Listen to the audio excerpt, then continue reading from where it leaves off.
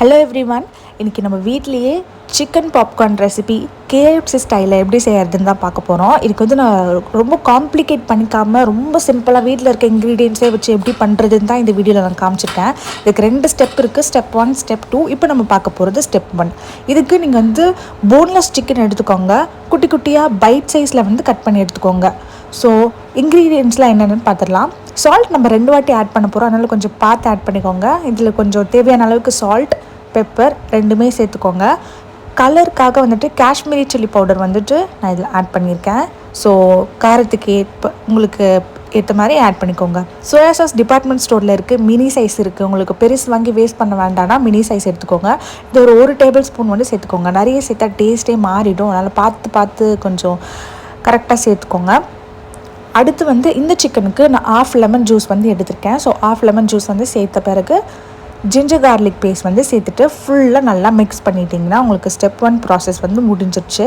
So எல்லாமே நம்ம சேர்த்தாச்சு. இப்போ நல்லா மிக்ஸ் பண்ணி வச்சுக்கோங்க. நம்ம ஸ்டெப் 2 வந்துட்டு ஃபுல்லாக கோட்டிங் பண்ண போகிறோம். நம்ம சிக்கனை கோட் பண்ணுறதுக்காக மைதா வந்துட்டு 1 கப் அளவுக்கு எடுத்துக்கோங்க. அந்த சிக்கனுக்கு வந்துட்டு கோட் பண்ணுற அளவுக்கு வந்துட்டு மைதா வந்து எடுத்துக்கோங்க. அதுக்கப்புறம் கிறிஸ்பினஸ்க்காக நம்ம வந்து கார்ன்ஃப்ளவர் வந்து யூஸ் பண்ணுறோம். ஸோ நான் சொன்ன மாதிரி இதுலேயே வந்து நம்ம சில்லி பவுட்ரு சேர்க்க போகிறோம், இதுலேயே நம்ம சால்ட் சேர்க்க போகிறோம். ஸோ அதனால் நீங்கள் பார்த்து சேர்த்துக்கோங்க, அதிகமாக சேர்த்துக்காமல் பார்த்துக்கோங்க. எல்லாமே நல்லா மிக்ஸ் பண்ணிவிட்டு நம்ம ஆல்ரெடி வந்துட்டு மேரினேட் பண்ணி வச்ச சிக்கனை வந்து இதில் வந்து கோட் பண்ணிக்கலாம்.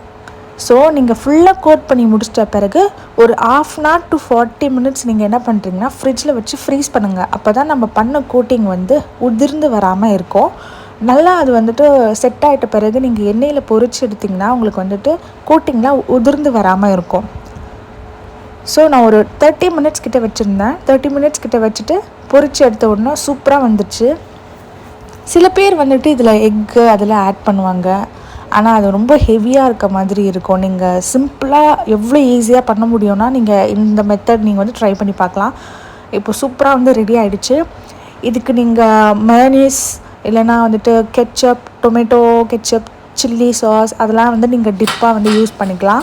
நான் வந்து இன்றைக்கி வந்து டொமேட்டோ கெச்சப்போ சில்லி சாஸோ ரெண்டுமே வந்து யூஸ் பண்ணியிருந்தோம் டிப்புக்கு. ரொம்ப டேஸ்டியாக இருந்துச்சு. கண்டிப்பாக இந்த ரெசிபியை நீங்கள் ட்ரை பண்ணி பார்த்துட்டு எப்படி இருக்குன்னு கமெண்ட் செக்ஷனில் வந்து நீங்கள் சொல்லுங்கள். இந்த சண்டேக்கு நீங்கள் இந்த ரெசிபியை கண்டிப்பாக ட்ரை பண்ணி பாருங்கள்.